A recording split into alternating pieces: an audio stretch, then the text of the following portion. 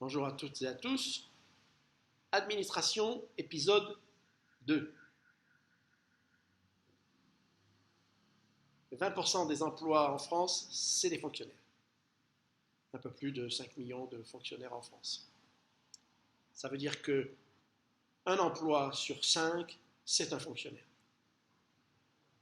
Ça veut dire qu'il y a 4 emplois qui payent un emploi. C'est ça que ça veut dire. Hein. On ne va pas chercher midi à 14 heures.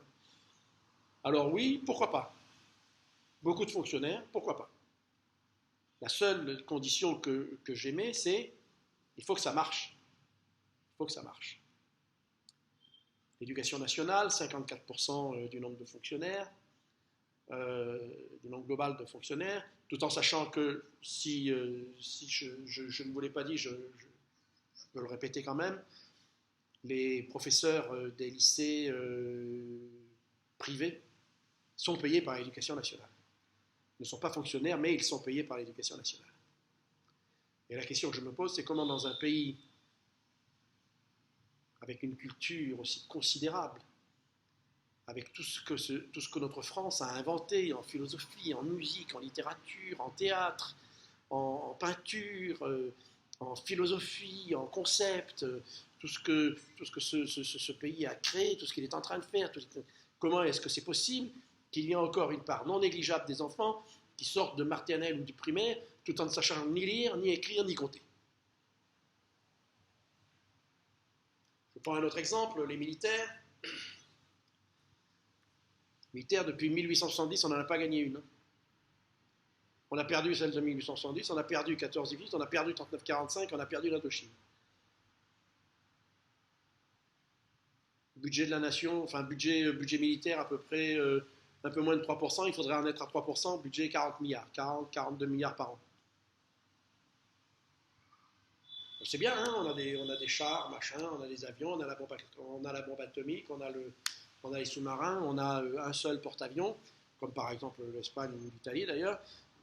Mais bon, est-ce que ça marche? Est-ce que vous êtes sûr de votre armée? Est-ce que nous sommes sûrs, certains? Est-ce qu'elle est bien entraînée? Est-ce qu'elle a du bon matériel? Est-ce qu'elle a des cadres efficients? Si c'est pareil que le ministère de la Santé, quand même, on peut avoir un peu quelques doutes, quelques frayeurs. Et donc, cette administration qui ne fonctionne pas, qui nous coûte beaucoup d'argent, Le salaire moyen, je dis bien moyen sur toute la fonction publique, le salaire moyen d'un fonctionnaire, c'est 2250 euros par mois. Grosso merdo, hein. 2250 euros par mois. Un peu plus de 5 millions de fonctionnaires. Donc, les Français n'aiment pas le changement, ils ont horreur du changement, ils n'aiment pas quand les choses changent, parce que d'abord, ils préfèrent que ce soit les autres qui changent, et puis ils disent toujours pourquoi moi et pourquoi changer. Pourquoi changer? Ça marche bien là. Aujourd'hui, nous sommes en train de dépenser l'argent de nos enfants, et même plus, je dirais, non, c'est pas vrai. Aujourd'hui, nous dépensons l'argent des enfants, de nos enfants, et certainement l'argent de nos petits, de nos arrière-enfants. Parce que, eh bien, on fait de la dette. On fait de la dette de 1400 milliards d'euros. On fait du chômage. Bientôt, on va passer à 11%. Et on continue comme avant, hein. On ne change rien. Hein. Est-ce que administrativement la France a changé? Est-ce que les décisions sont prises en dehors des ministères parce que les ministères sont trop lourds, trop gras, trop peureux, avec un manque de courage et un manque d'intelligence pratique qui est considérable? Est-ce que quelque chose va changer? Alors moi je vais vous dire, c'est simple. Il y a deux façons de changer.